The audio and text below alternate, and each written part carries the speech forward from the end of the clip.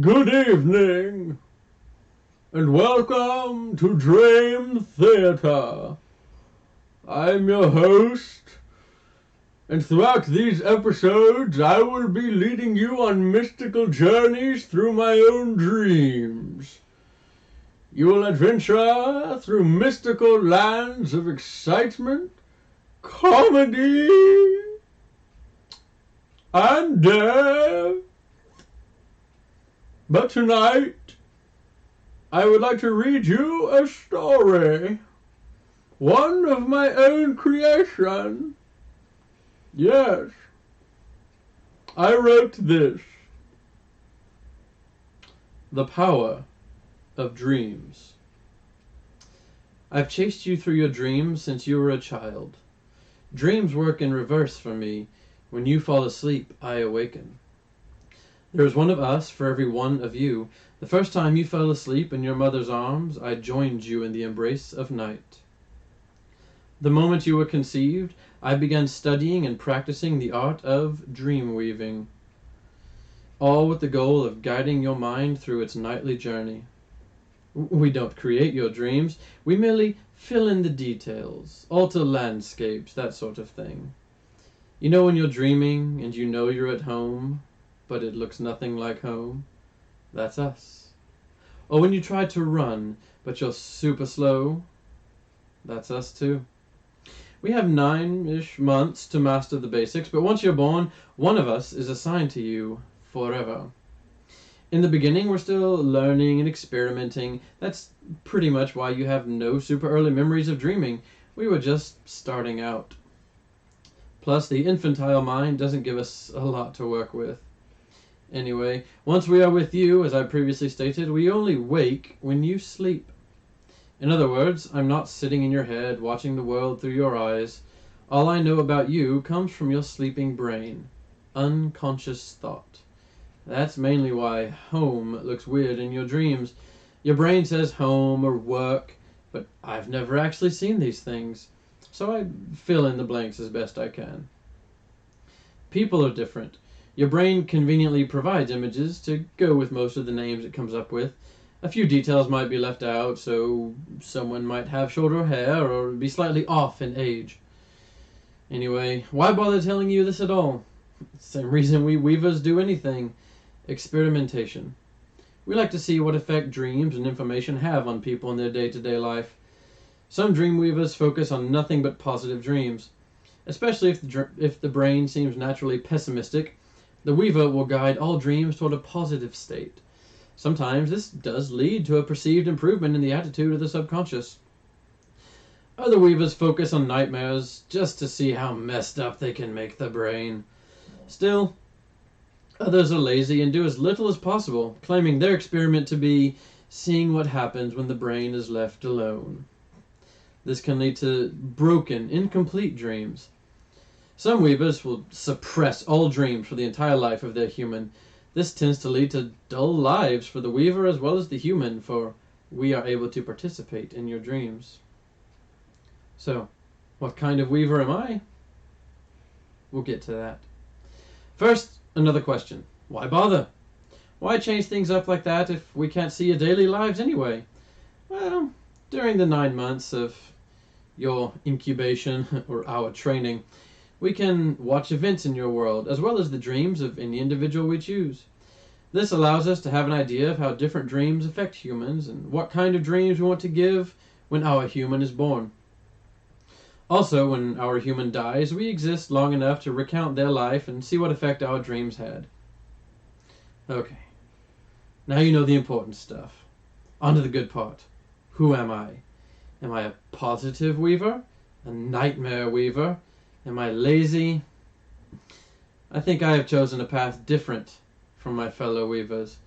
Some have tried this, but they all give up after 2 or 3 failures. Humans generally wake up right before the good bit. You ready for this? I am the weaver who wants to know what happens in the real world if you die in your dream. Over and over and over. Now, I'm not evil. At least, I don't think so. I am goal-oriented. And I'm a bit over-competitive. No weaver has ever successfully caused the dream death of the human. Humans say it's not possible. Your brain won't let you die in your dreams, as it wakes you up right before death. I have some theories of my own. My number one thought is that the weavers are afraid. They don't know what will happen to them if the human dies in a dream. Oh, there are theories. Nothing happens. The dream ends, the human wakes up a little shaken, and they go back to sleep. This theory would be the most helpful to my experiment. I could then orchestrate many subsequent dream deaths to see how you are affected. Possibly the human stops dreaming, not just for that night, but for the rest of their life. This theory is troubling for weavers because we're not sure what that would mean for us.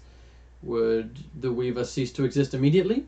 Would they be trapped in an empty void every night instead of the dream world? Possibly nothing happens to the human, but the weaver dies. We have been known to empathize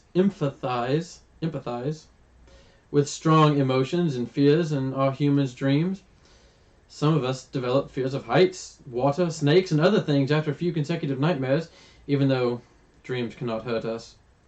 This empathy leads some weavers to believe that if the human dies in a dream, the weaver will connect to that feeling of death and succumb to it. Or the human dies in the real world. This one rather self-explanatory and is good for neither party involved. So, of our four main theories on the matter, 3 end badly for us, and the 4th contains no major benefits worth the risk.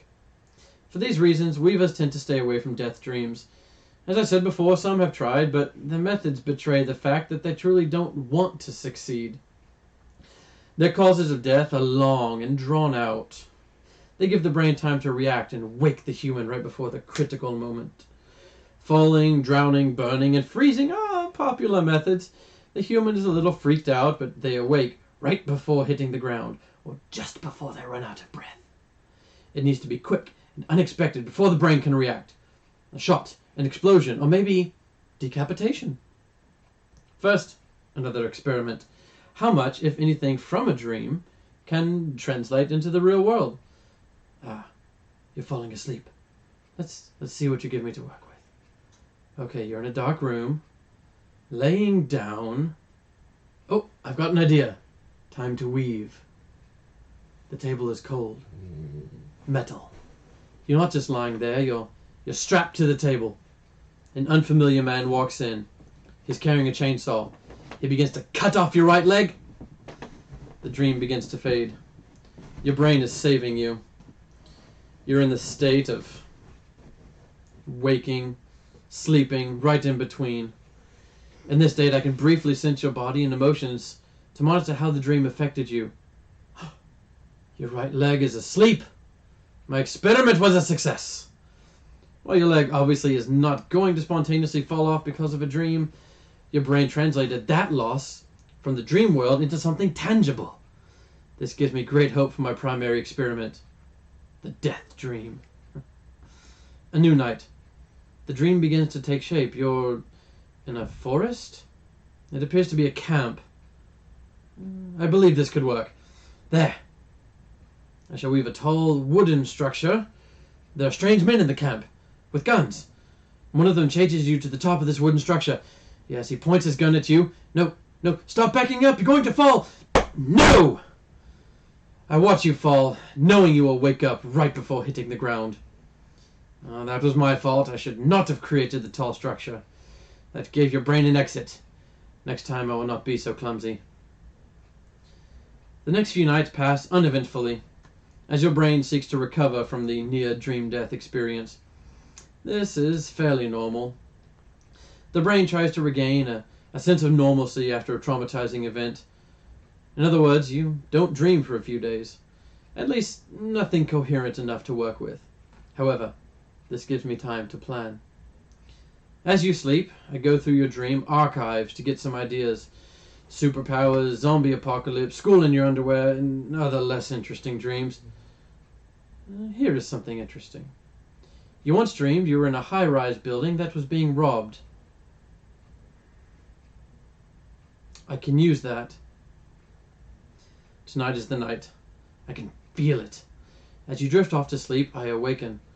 Using the brainwave patterns from your previous dream, I influence your subconscious to replay the robbery. Aha. You seem to realize it is a dream and attempt a different course of action. Though you know it is a dream, you are still acting in accordance with the rules of reality. You do not think you are invincible. This is good for me. I send one of the robbers after you, gun in hand. This is it. Will you stop dreaming forever? Will nothing happen? Will I die? Will we both die? I admit, I am scared and exhilarated. The robber follows you through the building. You stop to peer around a corner. He comes up behind you. He whispers, "Good night," and pulls the trigger. I did it? I did it! You died in your dream! I wonder what will happen!